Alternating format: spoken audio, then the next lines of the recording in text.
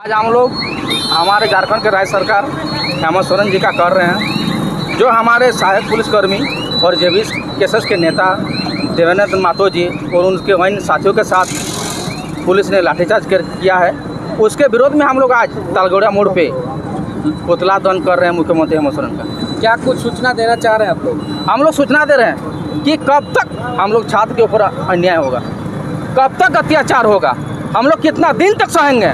हम लोग का झारखंड आज 24 साल का हो गया है, हम लोग कितना दिन तक घुट घुट के मरेंगे, कितना दिन तक हम लोग घुट घुट के जिएंगे।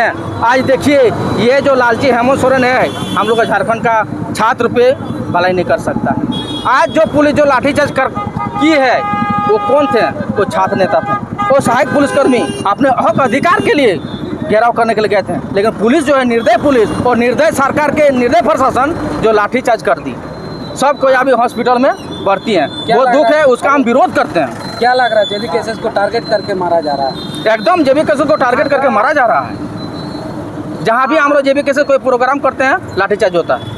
क्या आगे आप लोग की क्या रणनीति होगा? हम लोग रणनीति यही है कि हम लोग का 2024 में हम लोग का संगठन बना है, सरकार बनेगा, उसके बाद हम लोग अपना काम करेंगे। क्या इस मुद्दे को लेकर जेबी केसेस चुनाव लड़ सकती है? इस मुद्दे को लेकर एकदम हो सकता है, ये मुद्दा है एकदम है। सहायक पुलिस कर्मी जो इतना दिन अपने मांग को लेकर बैठे थे, आज सीएम का घेराव था और आवास का घेराव था, तो देखिए पुलिस ने लाठीचार्ज कर दिया। उसमें हमारे साथी युवा साथी जो देवेंद्र महतो हैं, उनको भी लाठीचार्ज कर दिया, उनको ऊपर भी लाठीचार्ज कर दिया। आखिर क्या कारण है कि झारखंड सरकार सहायक पुलिसकर्मियों का दर्द तो सुन नहीं रही है? वो सुन नहीं रही है। हेमंत सरकार जो है किसी का दर्द नहीं सुनी है। देख लीजिए, अगर हेमंत सरकार अगर उसका दिल में दर्द होता तो एक जो चंपई सोरेन जी 3 महीना के लिए उसको निष्कासित कर दिए, मतलब वो हटा दिए अपना पद से। 3 महीना के लिए वो मुख्यमंत्री बन गए। तो हेमंत सरकार वो परिवारवाद सरकार लोभी है, उनको जनता से कोई मतलब नहीं है, झारखंड के जनमानस से उसको कोई मतलब नहीं है।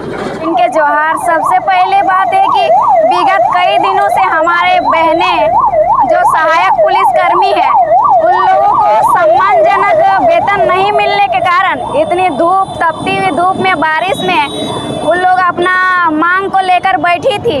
जो किसी भी जो पावर में है, विधायक मंत्री बने, उन लोगों ने उन लोगों का दुख दर्द नहीं समझा। लेकिन हमारा जेबी केसेस एक ऐसा पार्टी है और ऐसा परिवार है जो हर परिवार से नाता रखना चाहता है, हर परिवार के दुख दर्द को समझता है। और उस सब दुखों को देखते हुए हम लोगों ने सोचा कि शायद इस हमारी बहनों को न्याय मिल जाए, जिसके कारण हम लोग सोचे कि मुख्यमंत्री आवास तक इन लोगों को लेके जाया जाए, शायद इन लोग की मांग को किसी तरह से रहम खा के पूरी कर दे। लेकिन यहाँ तो हम ही लोग के द्वारा जिताए गए हैं सीएम, हम ही लोग के ऊपर लाठीचार्ज कर रहे हैं, हमारे भाइयों को मार रहे हैं। तो हम ऐसे सीएम को काफ़ी निंदा करते हैं, घोर निंदा करते हैं। और आने वाला समय में हम सभी से आग्रह करेंगे कि ऐसे सीएम हमारे राज्य में ना हो तो बेहतर है। और जिस तरह से उन लोग को सम्मानजनक वेतन नहीं दिया जा रहा है, क्या ये वेतन मुख्यमंत्री का या फिर बाकी के मंत्रियों का पेमेंट से कटता है? ये राज्य सरकार की जो अपना एक फंड है उससे मिलती है, और उस फंड को देने में उसे क्या इतराज हो रहा है? उसका पेमेंट और उसका घर से नहीं मिलता है इन लोग को, सहायक कर्मी को वेतन। अगर बढ़ा देते तो क्या जाता है? आप विधायक बने, आप सीएम बने, आपकी पेमेंट के तुलना में उसकी पेमेंट कितनी है? अगर आप रहम खा के उसको पेमेंट दे दे तो हम लोग को क्या जरूरी है आपके खिलाफ एक्शन लेने? आप अपने नीति को सुधारिए, अपने आप को सुधारिए, हम लोग आपके खिलाफ आवाज नहीं उठाएंगे। बशर्ते ये है कि हम आपके सहयोग में फिर से सीएम बनाने का कोशिश करते हैं, लेकिन आपकी नीति शुरू से हम लोग के लिए दोहरी नीति रही है, हम लोग को नजरअंदाज करने की नीति रही है। इन चीज़ों को विरोध करते हुए आज हम लोग उनका पुतला दहन कर रहे हैं और बाकी नेताओं को भी घोर निंदा करते हैं जो सीएम से साथ मिलकर आज हमारे भाइयों के ऊपर लाठीचार्ज किए। इसका हम लोग जोरदार विरोध करेंगे और हमेशा करेंगे। और आने वाला चुनाव में ये लोग चाहते हैं कि हम लोग चुनाव ना लड़े, मारपीट के इन लोग को। बिरसा मुंडा शहीद हुए आज, तो क्या उनका नीति और विचारधारा मर गया? नहीं मरा है, हम लोग मर जाएंगे, लेकिन हमारा जेबी केसेस परिवार का विचारधारा हमेशा जिंदा रहेगा। जय झारखंड। जय झारखंड। हमारा नाम रेखा महतो है और जेबी केसेस परिवार की ओर से मुझे महिला अध्यक्षा के रूप में पद दिया गया। बोकारो जिला। बोकारो जिला। तो जेबी केसर की आगे की रणनीति क्या रहेगी?